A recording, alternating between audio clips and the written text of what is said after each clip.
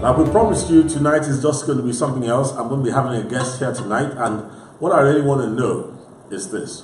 What exactly do the Nigerian youth want? We're told that roughly 70-something odd percent of the Nigerian population is youthful. Right now, everything in this country is moribund. It's about the past, not the future.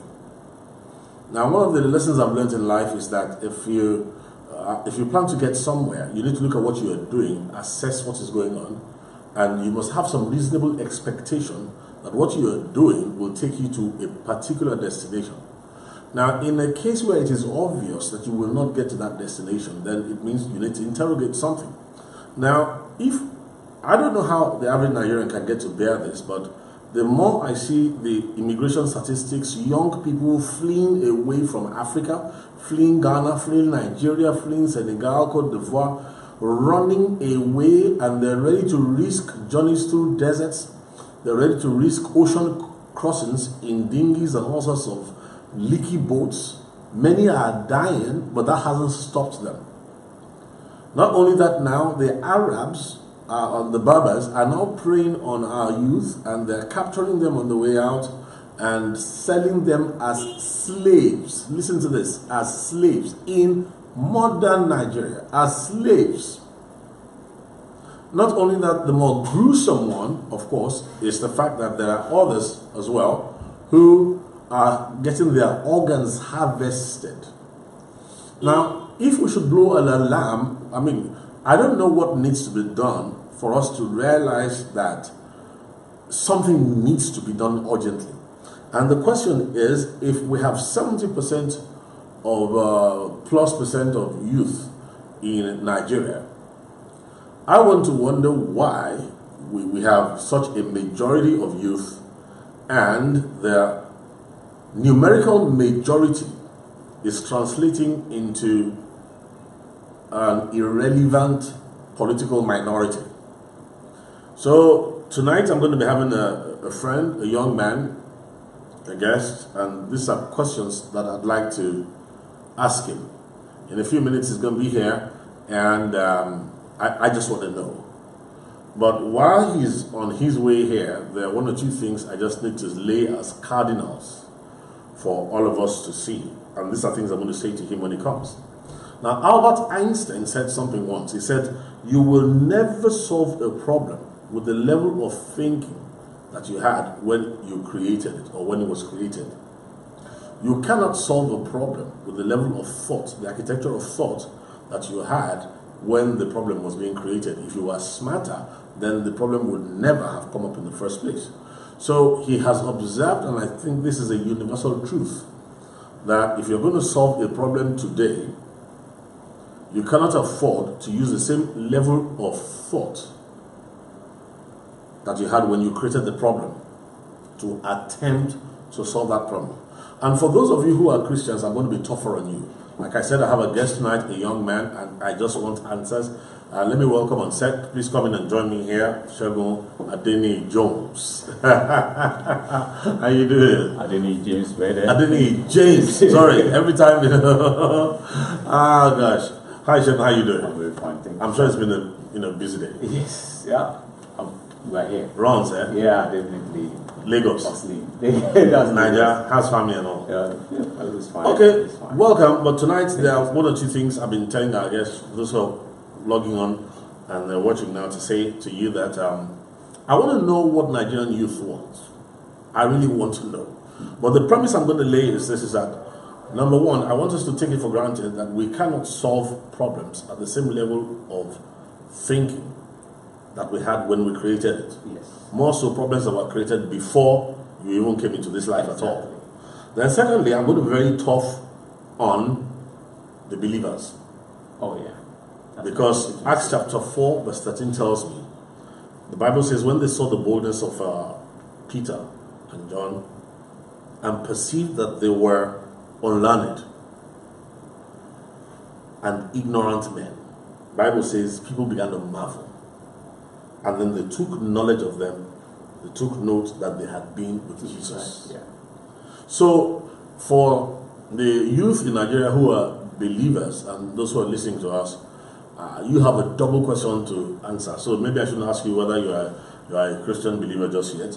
So tell me now, sir, about Einstein said you cannot solve a problem at the same level of thinking that's obtained when the problem was being created. And about Einstein, I think that stands for true.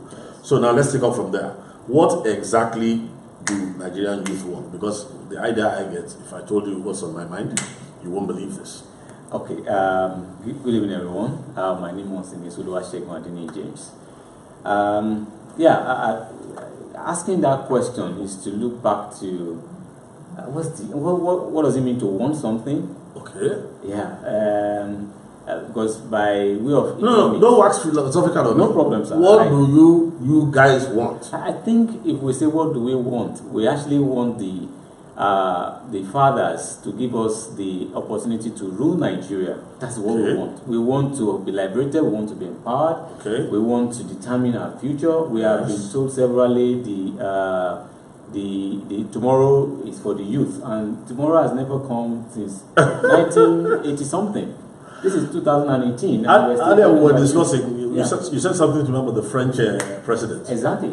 My point really is that Macron, who happens to be the French president, and we're saying is the youngest aside from the Canadian. Now, for me, it's like when we look back at it, just like you rightly said, you don't have the same right, or you shouldn't apply the same thinking that when the problem arose, now when you want to solve the problem, it can't be the same thinking. Yeah. Macron, as 15 years ago, was here in Nigeria as a what's it called? A political attaché. Attaché, yes.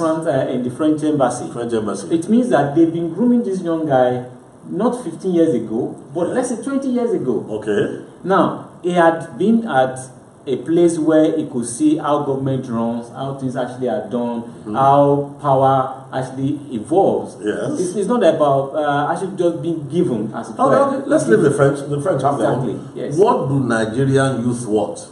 Tell me. Now, without waxing philosophical, I would say rightly that I think what if we are given what we want right now, I think Nigerian youth will more or less take Nigerian back by about 20 years. Oh, so you agree with me that you haven't told me what you want yet. You told me that you guys want power. Yes. Nothing else but that. We want power. That's all you want. Yes. The Nigerian youth just want power. We just want power. But you are saying to me that even you know, if we're given what we wanted, yes, as a youth in Nigeria, yes, we will set back Nigeria by another 20 years. By another 20 years. Yes. Okay, let me give you my own opinion. If you look at the visuals of the screen, let me tell you what I think that most Nigerian youth want, as far as I'm concerned. Okay.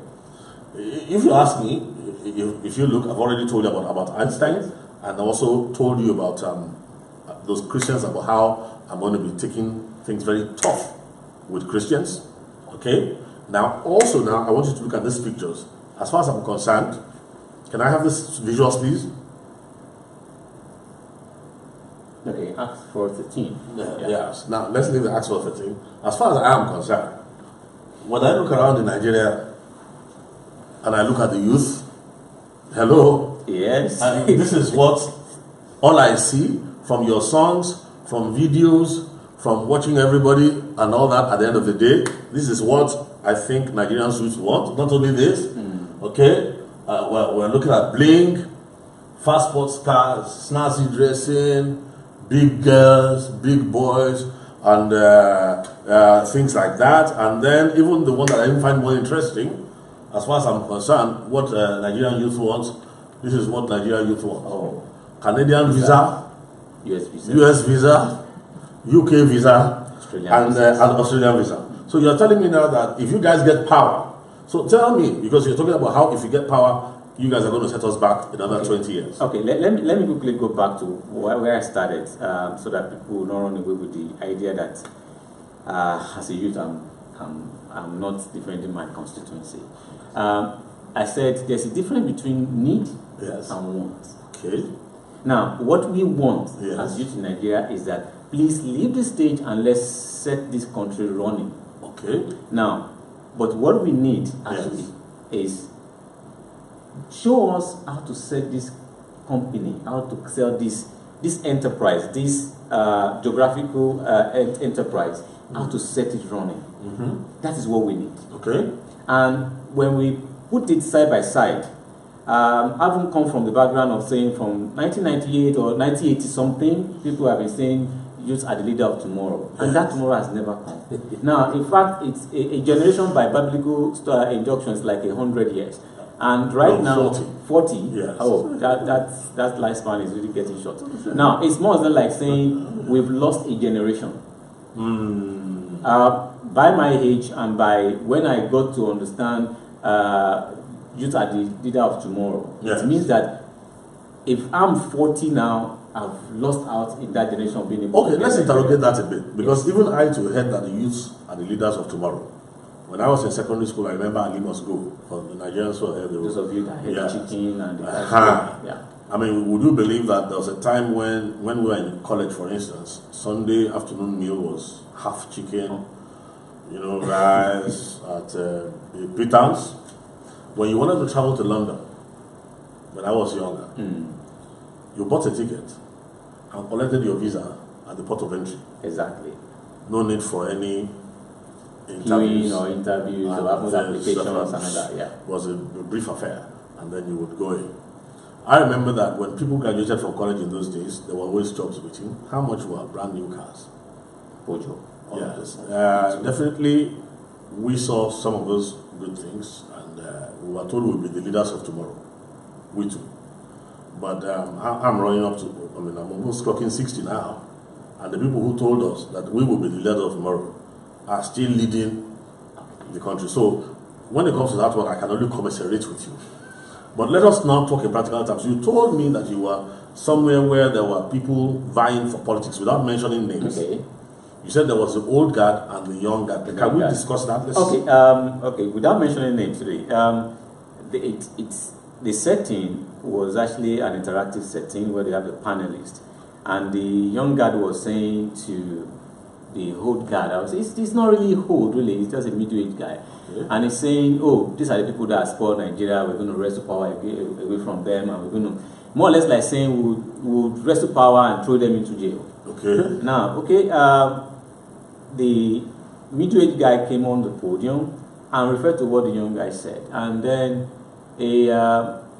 at the point where the man was talking, he actually gave me instances and he said that you don't understand Nigeria. If you do understand Nigeria, you'll not be talking the way you are talking. That Nigeria is actually a complex society. And the young chap said, no, these are the lies you guys are telling us. Nigeria is a very simple society. He said so? Yes. And I said to myself, listening to what he was saying, I said, okay, exactly my point. If we're given this power that we want, by all means, we'll set this country back. So what you learned from listening to the exchange between the young politician, hopeful, and the ones who have been in governance, who are middle age, is that you as a youth came away now looking and saying, if we are given this thing, I wish we are even competent to run with it. Because let me give an instance. If you have not seen electricity on in Nigeria for 24 hours, 365 days, you can't imagine the way it is. If you have not eaten ice cream before, you cannot imagine. You can't just see, okay, this is the way ice cream feels in your mouth. Now, the same thing about power. Because when we talked about Macron had been mentored, had been disciplined, had been shown the rope. And it was a deliberate effort. It wasn't just something haphazardly. Okay, since we are back to Macron, let me ask you a question. Macron came to Nigeria, and the major place he visited was Fela. Aside from the presidency, which he had to, was Fela Nicolas Kokuti's shrine, where his son is now holding court. Now, if you know the French people are very diplomatic. Yes. What do you think? I mean, I only kept quiet throughout this, and I never made any comments to the public and all that because I felt Nigeria is already in enough troubles. So I didn't want to spoil her mind any further. What do you think was the diplomatic message that the man was passing? He's actually saying, in essence, what he just actually tried to do. there's a revolutionary trend happening across the world, across the globe. Yeah. And Nigeria is a leading country in Africa. And if Nigeria can take that leap of faith and trust in their youth, when I'm saying youth right now, I'm talking about people that actually had been in the corridor of power, have seen the way it's being run, and then who also understand it. Now, let me quickly digress a bit. Now, when we're talking about Macron and being here 15 years ago, he went through some tutoring. Yes. And he understood policies, how their policies affect Africa, how it affects other parts of the world.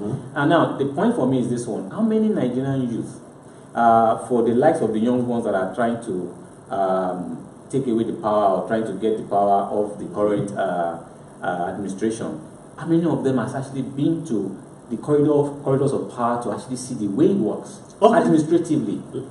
So my point majorly is this. Yes. In terms of what is it that Macron went to do there, he's sending a message to the African leaders. Please, there's a revolution that is going on. I might be young, but this particular place is what would I call it now? Is raising a sense of when Fela speaks, he's speaking the mind of the populace. And he was a small boy when Fela was smoking jumbo and singing, suffering and smiling. Exactly. And right now, in his own place, he doesn't have to actually struggle so much for it. There's a system in place that he went through to get to where he is. Okay, let me just quickly say something to you because I want to see your reaction to this. Okay. You see, the middle-aged politician who smiled at the young man making noise saying, you don't understand the complexity of Nigeria. Not only was he right, it's not only Nigeria that is complex. The whole globe is complex. Macron, that you see, is a French politician. Yes. And do you know how they train them? They train them to hold the best for their nation. And if you go to Francophone countries, you will understand how the Frenchman looks at a black man.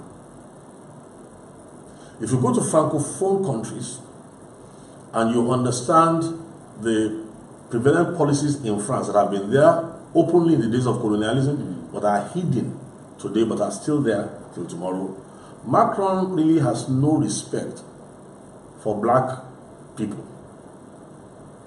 When Macron comes and he says, look, let's just go and play music, what you don't know is that globally, what the whole world is encouraging all you used to do, which is the only thing that Africans are good for, is dancing, entertainment generally, singing, anything that does not really require much thinking. Because you have not ever heard any of my teachings on the Tashom Quid and what they call the devil's arithmetic. As far as Macron and all these people are concerned, all of you put together, 200 million, almost 200 million Nigerians, what good can come out of Nazareth is the issue. So when he comes in and goes to shrine to just enjoy the music, he's telling you monkeys, sorry, you black people, you just do what you know to do, and okay, and let's get serious. That is part let me not say that could be part of the orientation for that. Okay. Now, I also believe. So how do you respond to that? Now, for me, basically, I think it has to do with the issue of the mind. Okay. What for every political ideology, there's a narrative they are trying to push. Okay. And for a Frenchman, that could be their narrative. Now, for instance, let's even look at it. They just concluded World Cup. In fact, people are calling it is the World Cup for West Africa. We're only making ourselves feel happy. No. I'm just saying that look at the squad, the French squad, for instance. Yes. The French squad is populated by blacks. But some people twisted around and said, okay, now they had the goalkeeper as a white guy, the defenders are black, yes. Then they have the strikers, the midfield I saw guy, that comment. and then they have the... It was a caustic comment. Exactly. Okay. Now, but it goes in line with what you're just saying currently. Not really. I'll tell you why there are two different things. Okay. I saw that comment about how the black defenders defend. No, a football team works as a team. Yes, I know. We cannot take that away Definitely. from a football team. But what we are saying is this. France has something they call a policy of assimilation. Yes. Le plus grand France. Yes. All Francophone countries were really never meant to get any independence. Yeah, just an understand to the... And not only that, they made them pay, and they are still paying colonial tax till today. They are still paying, yes. Not only that, if you go and look at the Francophone countries and saw the ones who tried to go for real independence, if you see the way France dealt with them, and then even people like Houphouët Boigny and go and Google, your generation likes to Google this information. He would tell you that by the time he had to go to France to be civilized, while he was being prepared to take over in his country, he said he became ashamed of his color. He would have blushed if he could. He became ashamed of his language. He became ashamed of everything. He said if it were possible, he just wanted to, it was like trying to be a black negative of a Frenchman. So by the time he got back to his country to rule for, he was the first, I think, politician that was a member of the French, whatever was that, like parliament, you know, who had his position there. But the truth is so much inferiority had been put into him. Exactly. By his own admission. If you go and read his memoirs, it's there. He had been programmed with so much inferiority that tell me what you think will come out of his rulership in his country. They never even want the Francophone country, French people trained, were not even programmed to even desire any independence in the first place. Definitely. So France till today, go and look at all the agreements they signed, how they trade in French France, all their minerals, all their deposits. France must have the first choice to it. But France will also defend them when there's going to be troubles. Exactly. The way a farmer will defend his dog and his cow and his goat that he milks. How much do you think France is making out of this? And when you listen to the French ambassador who left recently, opened up his mouth when he was talking about Nigeria, everything he had to say was just to back up the French narrative, to keep us in our place. Exactly. So you are right. Nigeria is a lot more complex, but it's also easy to solve. So what do you think is the solution? Basically, for me, in terms of solution for us in Nigeria, when we're looking at it from the youth perspective, I said something earlier when we met, and I said, is to have this synergy where you have the experience and the youthfulness working together. Okay. Now, the experience in terms of people like you, people in the octogenarians, they understood Nigeria history, and some of them actually understood what Nigeria stands for, what you just pick out from Nigeria's DNA, what you can tweak and to make Nigeria to go either way and all that. So they know all these things. So I think majorly for us is to have such people who can lead this nation, maybe for a term, and then have these young ones come on board to learn the ropes. So you're saying a combination of the old and the young. Yes. Okay, now let me quickly say something, and then you can respond to this because we need to round up very shortly. I'm going to tell you that even the older generation may not even have a clue. Most of the people in the older generation may not have a clue as to how Nigeria was put together.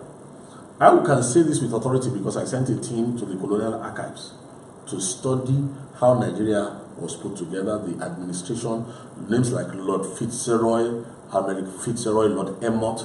I'm talking about the people who planned way ahead of the amalgamation. Lord Harcourt, after whom Port Harcourt is named. Now, the British had deeper sense than us.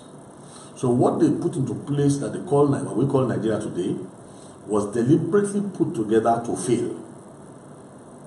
Okay? Now, a lot of people in the south, you think that Nigeria is just southern Nigeria, Lagos, Port Harcourt, and so no. When you cross to Sokoto, you go to Gombe, you go around the country, you realize that we are a complex country. Now, Awólọ́wọ́'s comment in 1968 was that it is indisputable that the British wholly created Nigeria, and that the Nigeria that they created, they handed over to us whole at independence. But it had within it forces of disintegration. And Awólọ́wọ̀ said it is up to Nigerian leaders to do something. All those centrifugal forces, he said there was a need for us to resolve them and neutralize them. Number one. Number two, preserve the Nigerian heritage. And then number three, make our people prosperous, forward-looking, and I think there was a third thing he wanted us to do. So, in the past, if you go back to the comments of people like Tafawa Balewa and so on and so forth, they knew that Nigeria was put together to fail. Now, all the generations of the people are saying, even till now, the British did something to us. Our leadership selection process, of course, was tampered with, so that it is not the most capable leaders that will ever lead the country. Now, the generations we are talking about, most of the people, apart from a handful, are not even aware that all these problems are in the core of Nigeria. So, except your generation begins to understand and delve deeper, even if the older generation came and brought you guys up, we are still going to be back to square one. Let me hear your talk to me. Basically, for me, in this light, it's looking at it from the point of having this understanding. And Yes. If you also recall, the major point that brought us together was point of, let's understand Nigeria. Good. Yeah, understanding Nigeria will help us to understand what is the best solution for it. And just like our person has said, the thinking behind the problem can't be the same thinking behind, that will do the solution. It's for us to have a think in terms of what we do. Now, understanding Nigeria in terms of the way it's being configured Yes. will help us, just like, for instance, there have been video clips flying all over the internet and all that about Southern of Sokoto, talking about the South being the wife to the North and all of those things. Colonial Now, engineering. the point for me is this one. As at the point of independence, there was a big understanding among those leaders that actually midwife the independence process, That's what you believe. basically. And that, for me, is like, that okay, let's even remain as a region, because as a Nigeria, as a Nigerian, we have not even gotten to the stage of being in Nigeria as a whole. Okay. When everything was scuttled in 1966 during the coup. And then, unfortunately for us, the constitution that brought all of us together at that point in time was taken out, and a decree was brought in. The military decrees were brought in at that point. That on its own did not even make us to understand exactly. Okay, what you're saying is that there are many complications in the makeup of Nigeria. Definitely. Quickly, let me tell you this. In 1958, the Constitutional Conferences built up to independence. Awolowo represented the Western region. Yes. And when he came out, he said he left that place with a deep sense of foreboding. He said he knew that something terrible was going to happen to Nigeria in the future. He said when it will happen, he does not know. That initially he felt helpless and felt he couldn't do anything. Then he decided he was going to do something. So, if you look into the past, you'll find out that even at the beginning, if you listen to Tafawa Balewa's speech after the first week of in New York at the, go and Google it. Okay. He made a speech in New York at the UN General Assembly, I think on the 7th or 8th of October 1960. He spoke about intractable problems. So the truth is this, we don't need to go back to regions. We just need to understand the game that was played when Nigeria was yoked together in order to fail. And I can tell you that Nigeria will be a great country if we can resolve that problem and move forward. Now, resolving that problem, if I do understand a bit about the problem, is the leadership problem. Because once leadership is taken out of Nigeria, there's no Nigeria. So the major problem that we have is a leadership problem. So if we are able to resolve that leadership problem, or how leaders are thrown up in Nigeria, and where we could have opportunity to have the best at the end of affairs in Nigeria, that's where we're solving the problem a bit. Now, resolving that problem is where the issue lies. And if you see, now, where I went back to the issue of the region was because when we're talking about structuring, it's one of the things now that's being thrown up here and there. My major point of restructuring is this. I served in Kano, for instance, and to a large extent, I understood the minds of the North. I've been to some of the places in the North, Sokoto, Bauchi, Borno, and all of those ones. And I do understand to some extent, degrees, the way they think. And I came back from my service, and I took people downside. I said, look, don't ever say the North are illiterate. In fact, they are more savvy politically than we do in the South. That's one understanding I had when I went there. Now, what am I trying to say? We are, in fact, when we say Nigeria as a country, what is a country? What is a nation? I mean, having the definition to put us in place will help us. A country, we are not yet a country. We are just like pockets of I agree. Nations. We know I don't want you to flog it. Yes. There's a difference between liberators and founding fathers. Yes, definitely. Founding fathers lay a foundation. We inherited the foundation from the British. Yes. So these are part of the intricate details that we say we have to be very intelligent in Nigeria, and we have to be wiser. And tell me where the believers are, the young Christians. Oh yeah. In all this. I think when it comes to the young Christians, I've been part of it before now, and I think we are so self-absorbed and so naive and so distant that we believe that, well, kingdom of God is our kingdom and we have nothing to do about this world. So let's just grow with it and then we'll get to heaven. That is the basic. Okay, we're going to close. We're going to take your final word, but let me tell you again what my own opinion is of the youth. You can see my visual. This is all I can see, at least in southern Nigeria. The next one, I will show you again. You can see the sports cars. Yeah, I saw this one. You saw the sports car. This is what I think. I think I will disagree with Nigerian youths are more than Go on. This is my next one. I think every average youth, no matter the lip service is paying. And then finally, let us not even go further some more. Let me show you what I even think again. Look at that. Unknown to us, part of what we need to resolve in Nigeria is that we all have a deep inferiority complex. Yeah. Men, we are trying to palm our hair. Look at the beauty of African hair. If you look around the streets today, you would think that every woman in Africa came with hair like... we have problems, though. Yeah, but they can be resolved. There are deep emotional, psychological problems that they can be resolved. Definitely. They can be resolved. Because whatever it is that you engineer can really be re-engineered. Can be re-engineered. Exactly. Okay, so let us come to an agreement before in our closing statement, and then we're going to look at a few statements of the people who have been joining us. So we want to agree now that all this clamor that youth just want to take over, if the youth just take over, the country will be on fire. It will be on fire. Because even the makeup of the country, the size of the country, the synergy in the country, and the challenges in the country, and even the forces that are still holding the country together now will be tampered with by people who have no clue. Now, again, we're saying even the older people too have to do a lot of deeper thinking because they were beaten by masters at the game. Definitely. So we are still running around in circles. Maintaining phantom economies. And thinking we're moving forward, but really we're actually stepping backwards. Well, I'll tell you what I believe. I believe that if you can get us